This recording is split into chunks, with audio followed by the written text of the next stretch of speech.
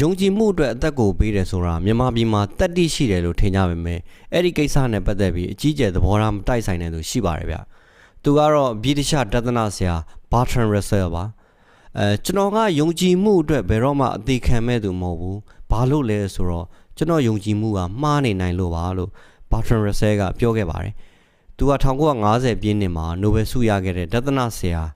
သင်္ချာပညာရှင်ယုတ်တိဗေဒသမားတူဖြစ်ပါတယ်။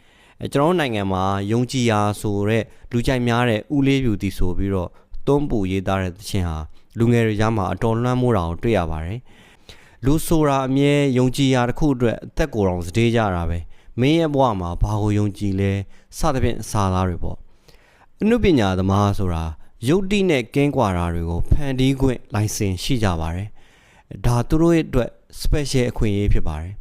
သူတို့ဖန်တီးမှုဟာယုတ်တိနဲ့မကိုက်ညီပါဘူးလို့အပြစ်တင်ခွင့်မရှိပါဘူး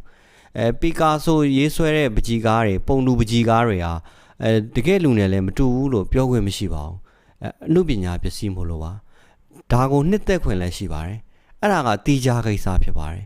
ဒါပေမဲ့အနုပညာဖြစ်တဲ့ဂီတသချင်းစတာတွေကိုတကယ်ယုတ်တိအတိုင်းကျင့်သုံးတာကတော့တန်လျက်ကိုရေးထင်တာလို့ကျွန်တော်ကပြောချင်ပါတယ်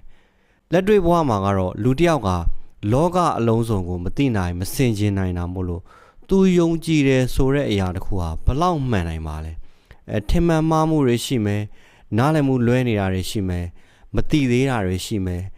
ဒါပေမဲ့လူတစ်ယောက်ကယုံမိပြီဟိဆိုရင်တရေသေးပဲဆိုရင်တော့အဲ့ဒီလူဟာယုတ်တိနဲ့ကင်းကွာနေသူပဲလို့ဆိုရမယ်